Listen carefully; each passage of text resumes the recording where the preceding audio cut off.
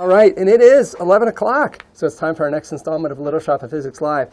This is the last week we're going to do it exactly like this because I polled a bunch of the kids who are getting on here about who's going back to school next week, and a lot of you are going to be in person next week in school, which is fantastic, And if there are any teachers watching, you need to know that if I said how many kids are going back, got a lot of hands up. How many people are looking forward to going back? A lot of hands up. So that students are very excited to be back in the classes.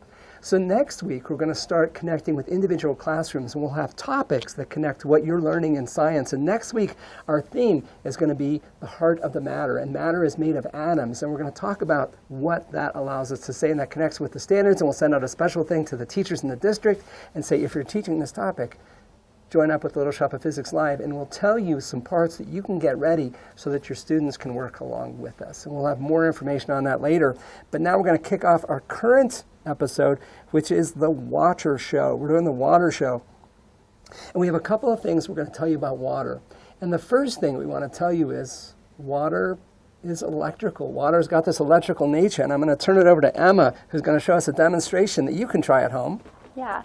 So here I have a balloon. And this is just a big, giant jug of water that I can turn on, and the water will pour out of the spout here and into this tank. And what I'm going to do is I'm going to rub the balloon on my head like this. It looks a little silly, but it works. And get a bunch of static electricity going. And then if I turn the water on and get a good stream of water, I can bend the water with the balloon. Oh my gosh.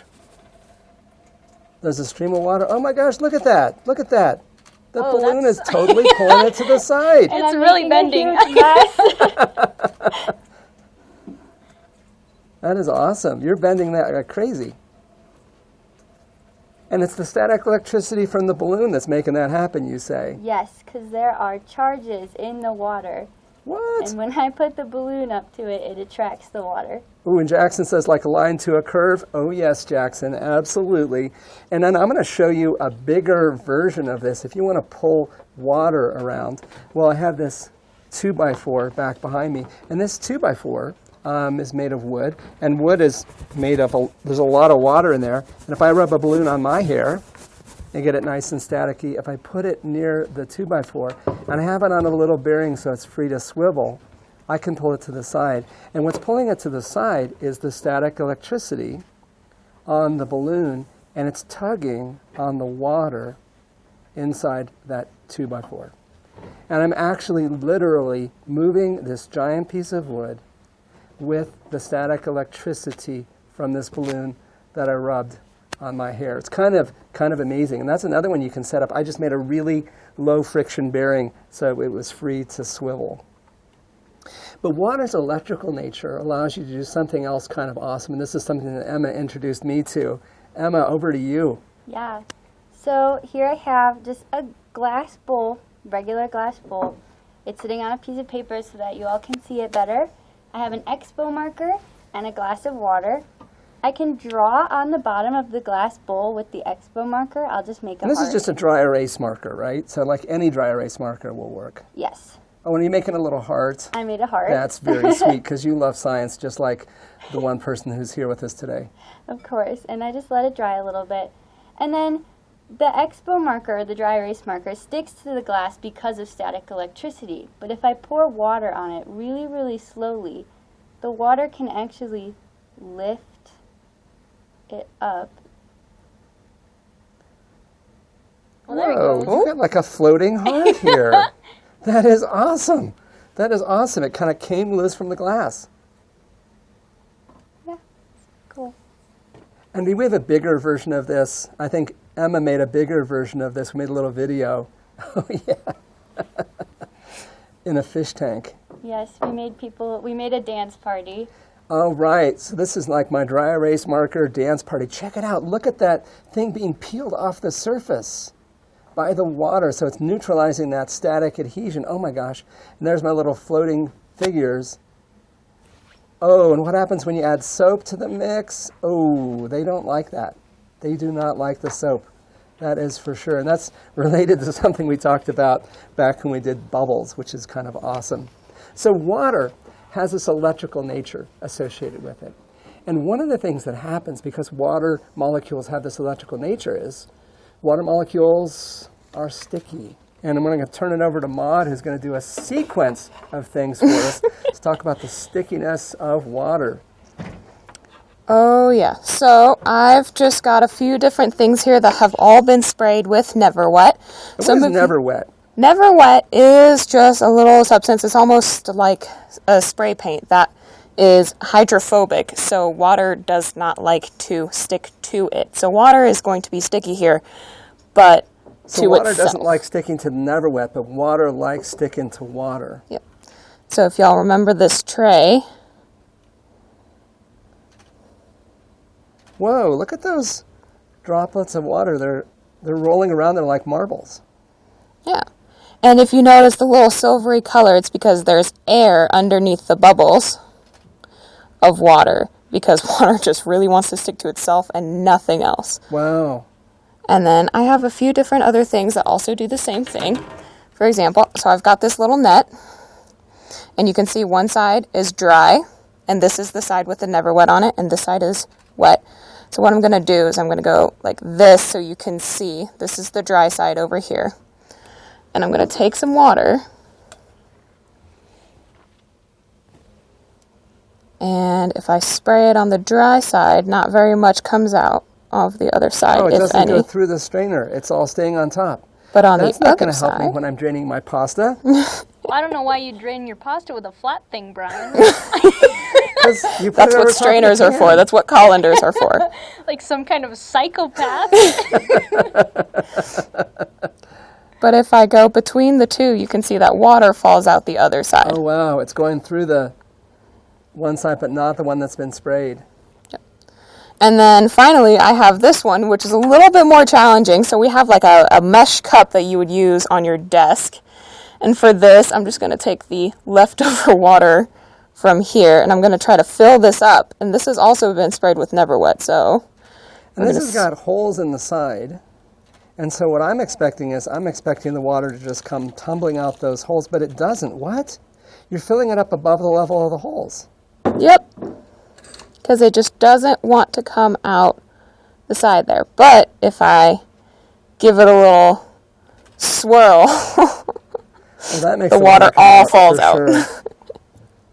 And so that stickiness of the water, it's sticking to itself. It's not sticking to the container. And that stickiness pulls it into a film that holds it inside there. And I think Brenna has got a practical joke that we can play. This is, if your parents aren't watching. You could potentially pull this prank on them. So I have a bottle of water here. It's sealed. I haven't even opened it yet. I'm going to poke a whole bunch of holes in it. And when I do that, actually no water comes out because, well, it does if you press on it. Water is sticky, right? Just like Maude talked about. But once I open this bottle and change the pressure inside,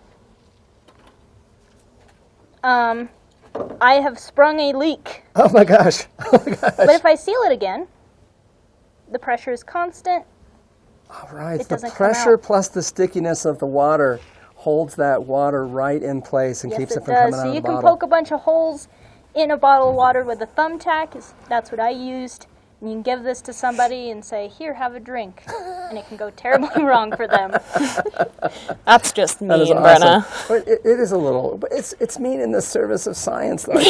I think we can give people a pass on this one. And then Maude's got a big bowl and a piece of screen. And what's special about this piece of screen?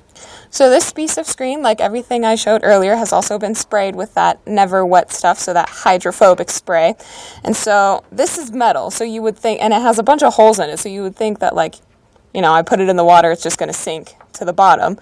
But if I place it gently on the water, Whoa, it floats. it floats. It doesn't want to sink down to the bottom. I want to make a boat like that. I want to go big. Seriously. I want A big boat made out of mesh screen.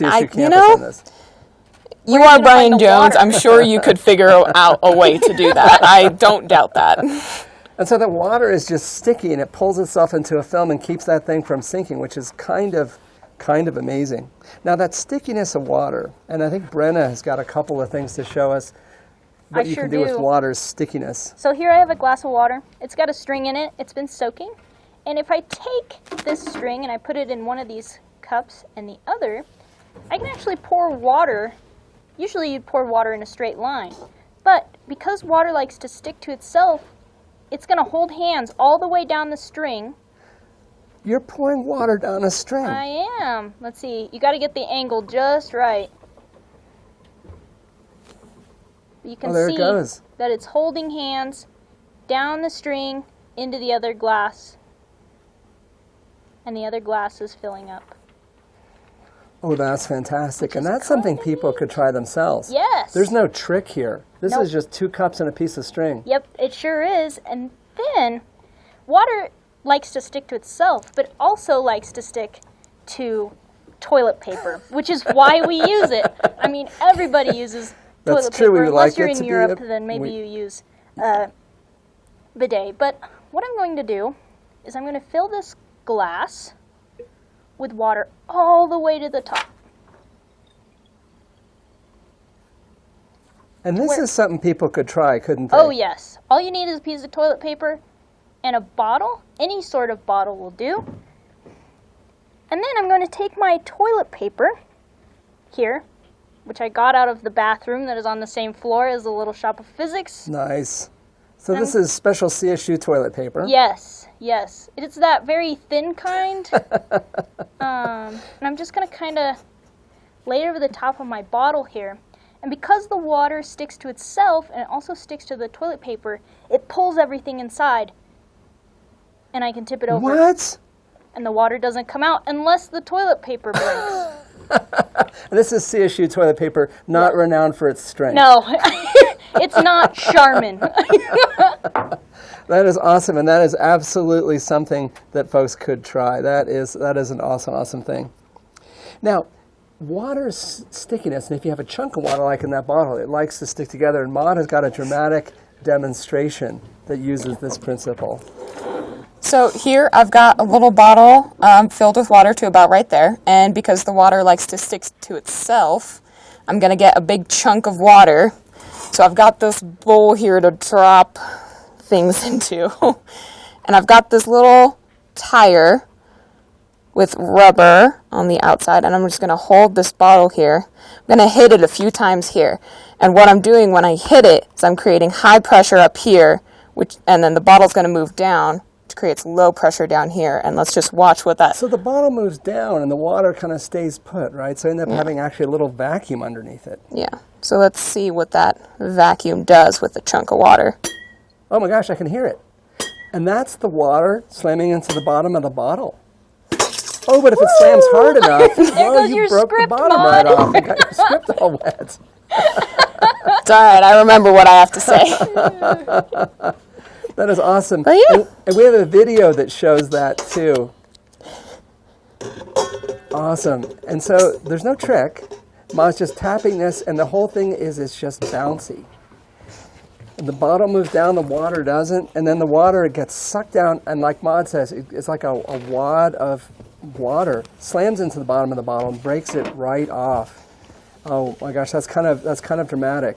And this is one you would have to do with parental supervision because you do end up breaking the bottle. It's kind of a crazy, crazy thing. Now this stickiness of water, and like Brendan was saying, it likes to hold hands. You can do something even more dramatic, and this is something, honest to goodness, I did not think would work. Yes, so you can actually siphon water with a cloth. So you can do a regular siphon with just a plain old tube and some water and some kind of receptacle. I do this all the time to clean my fish tank. And if I take this tube, doesn't matter if it's twisty or not, and I pull the water through,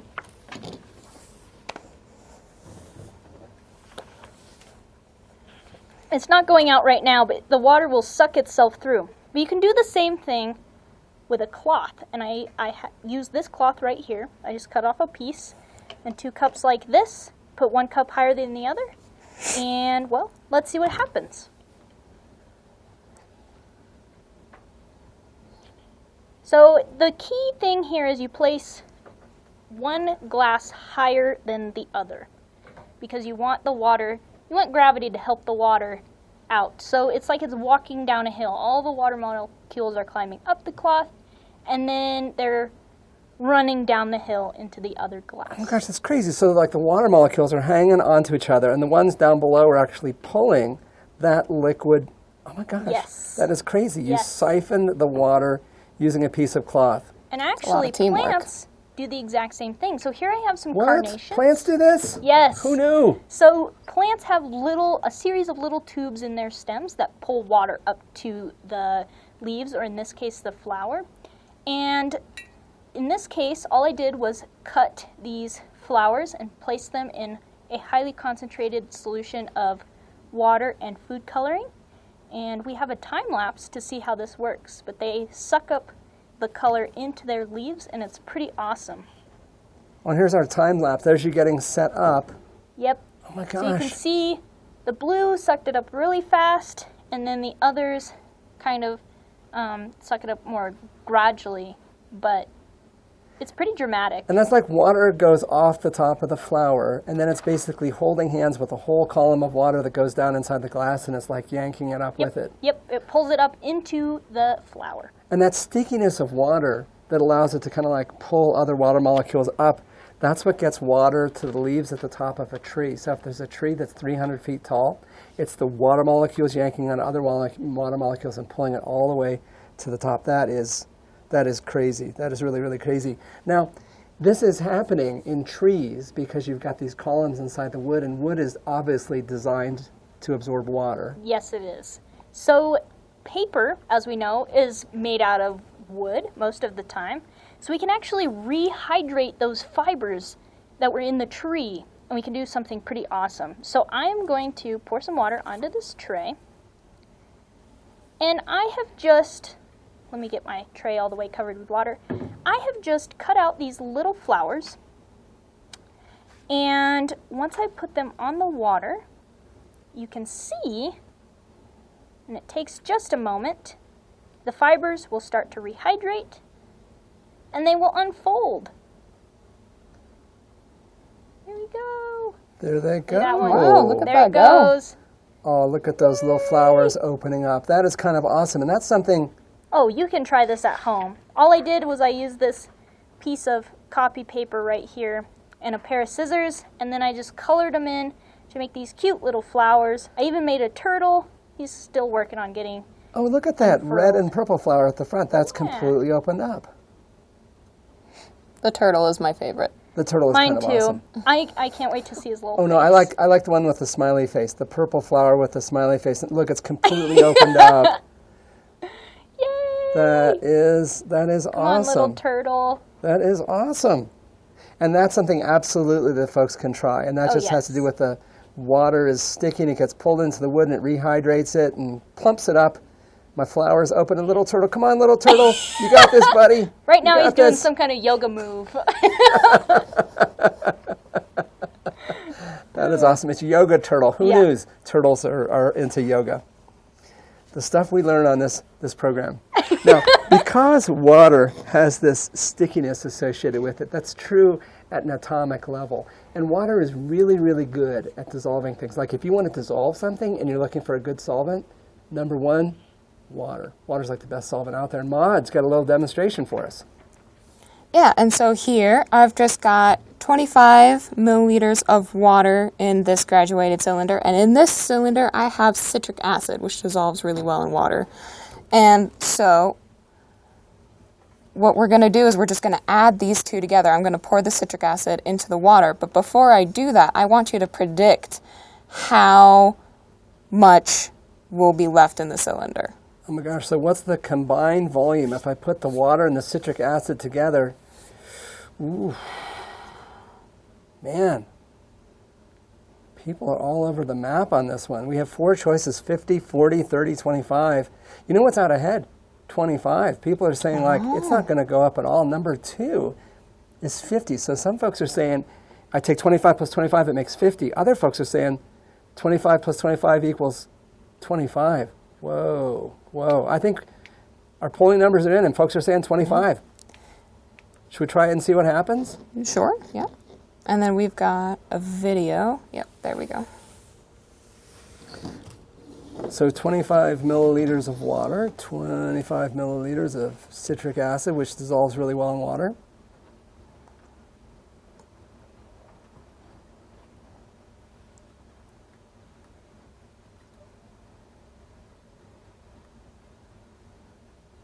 Shaking it up, and it comes out to be, it's about 40. So 40? not as much as 50, but more than 25. And Maud, why doesn't it come out to be 50? I would think 25 plus 25 is 50. What's going on here? Well, so what happens is all of the little molecules in the citric acid are getting separated and kind of thrown around and surrounded by the water molecules, which it's essentially what we call dissolving the solute. And so that's why water is the king of all solvents. Awesome, awesome. And then somebody just asked, what are you doing with all the cans? Oh, right now. Water is really, really good at dissolving citric acid.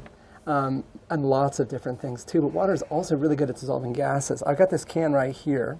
And inside this can, there are 4 cans worth of carbon dioxide. This volume of carbon dioxide is dissolved inside this can. That's what makes the bubbles. And I have a question for folks, and you can go ahead and put this in the chat. If I want to make the bubbles come out of my soda, what do I do to it? How would I make the bubbles come out of the soda? What are folks saying? Go ahead and type it in the chat. What? Shake it. Shake it, shake it, shake it. Everybody is saying, you can do that. But you know what I'm going to do? I'm going to put it inside this ultrasonic jewelry cleaner. And when I do that, it's going to shake it like 10,000 times a second. Oh, yeah. Now we're really shaking it. And then if I poke a little hole in it, oh, yeah. I get quite all the gas is going to come out and make a lot of pressure. Whoa, let's see if I can get one over the side, and we're over. Oh, no, I'm hitting the ceiling. Come on, Brian! And so I'm just shaking it really, really dramatically. And these things are kind of like, I'm going to I have don't to want to get be friends anymore. Put them in the... someplace safe here. So that is, you're absolutely right. You can shake it. You can make that gas come out of solution. Now, the next thing we're going to do is another kind of like solution kind of thing. And it uses some gel beads. And we're over to Maud for that one. Yeah, so I've got these. This is what they look like when they first start out, as these little hard beads. And then you put them in water, and they grow to be these. I'm sure you've seen these before. These look like a little salmon roe. And so they're just essentially filled with water, right, because they sit in water for hours and hours, and so they fill up with water by a process called osmosis. But what I want to ask you is, what if I put a bunch of those beads in and covered them in salt water and left them there for a little bit? What do we think would happen? Ooh, I'm going to ask people what they think. So we're going to take those beads, which are filled up with water, and I put them in salt water.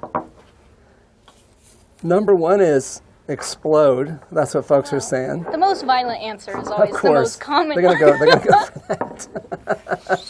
Oh, and then between that, there's kind of an even split between bigger and smaller. Bigger and smaller are neck and neck, and explode is way out in front. But number 2 and number 3, bigger and smaller. I think we got to try it and see what happens. And Maud, you made a video, right? Yep, we have a video where we just put a bunch of those Orbees in a petri dish, and I covered them in salt water. If we watch this time lapse happen, Whoa. it looks like there's more and more white space in that petri dish. Whoa. So I'm going to say they shrunk. I think they shrunk. Oh my Now, gosh. why would they shrink, Maud? So what happens here, and then here we have some solid sugar as well, and you see the sugar get wet, which shows you that because there's such a high concentration of solute, or of like sugar and salt on the outside environment of the Orbees, the water is going to get sucked out of the Orbees to balance that relationship with the outside environment. Oh my gosh, that's kind of awesome. So when there's less water outside than inside, it pulls the water out. And when there's less water inside, it pulls the water in. Oh my goodness. I think we've got another thing you can try this with. And this is kind of going to be kind of disgusting, I'm guessing. Yes, so here I have 2 halves of a gummy bear. And this is a giant gummy bear. Yes, it's a huge gummy bear. So this is his back half. This is what he used to look like. He was about this size. And I'm going to unwrap this. Just shot myself with that. And put him on here. This has a small concentration of sugar water in it. So if you put this gummy bear in a glass of water, the water on the outside is a higher concentration than the water on the inside, so that gummy bear is going to suck it in. And I'm going to dump this out on this plate. I have not even touched this thing yet, so... Oh! Oh, But you that can looks see, delicious. It's huge. It's huge. I hate it. I don't like it So at all. that really, oh my gosh. He looks more like Because a he's all pig. People We said, know. do not hurt the gummy bear. You be gentle with that Okay, gummy bear. there- we go. It's going in the garbage immediately after. Oh my gosh, that was and someone wrote mega gummy bear. So you can Yes. take any gummy bear and make it more mega is what it looks like to me. You can try, this is something folks can try. Now the last piece we want to talk about with water is connected with heating and cooling. And if you take something and you spray it with water, the water will evaporate and that leads to some cooling. And Emma has got a demonstration for us. Yes. So here I have our stuffed hamster. Her name's Pashmina. And we have a fan here, which isn't plugged in. And some room temperature water in a spray bottle. And I think we have a video to go along with this. But if I spray the hamster, which is room temperature, with the room temperature water, it cools down like so much that the hamster gets as cold as it is outside. Oh my gosh. And so you're just like taking that thing and it's room temperature water, room temperature hamster. Man, the thing got chilly. Look at that temperature. Wow, That thing is, that's really cold. That's terrifying. you're really cooling that thing off and you're right. You're getting it as cold as the air outside today, which is kind of amazing. And Emma, you got something else Yeah, that you can demonstrate this effect with, right? some super cool color changing nail polish. I don't know if you can see, but right now my hands are warm and my nails are like a purple blue color. Yeah. And then if I turn the fan on and spray my nails with water, There we go. Just spray So bottle got some of water. my nails are going to turn blue because they're cold. Oh my gosh. And then And it makes them cool off. And let's see the color change. Oh my gosh, definitely changed color because they got cooler and it was that evaporation that made it go. Awesome, awesome. Now the other thing we're going to do, you can take water and you can evaporate it, turn it from a liquid into a gas, but you can make it turn from a liquid into a solid. And when you do that, Maud's going to tell us what special happens. Some disastrous results here. But what happens here is, so what we did is we took a glass bottle like I was using earlier. We filled it with some blue water and we sealed it off. Then we put it in a bowl full of liquid nitrogen, and obviously the inside of the bottle froze, and when water freezes, it expands. And so you'll see here, there you see the bottle break a little bit. Whoa. Well, you can see it freezing at the bottom and it's, oh my gosh, and the ice is cracking. Yeah, and because the ice is expanding inside, it's pushing all of the liquid water somewhere else because it doesn't want to go, and it either explodes the bottle like that, or like we saw a little bit earlier, creates those little nubs or like little. Can we watch that excess one on more the time? side. Because I want to see that one more shot. Let's see if we can. And we're going to freeze that bottle. And I want people to watch for the little nubs of water that kind of came out of it. So we're freezing it.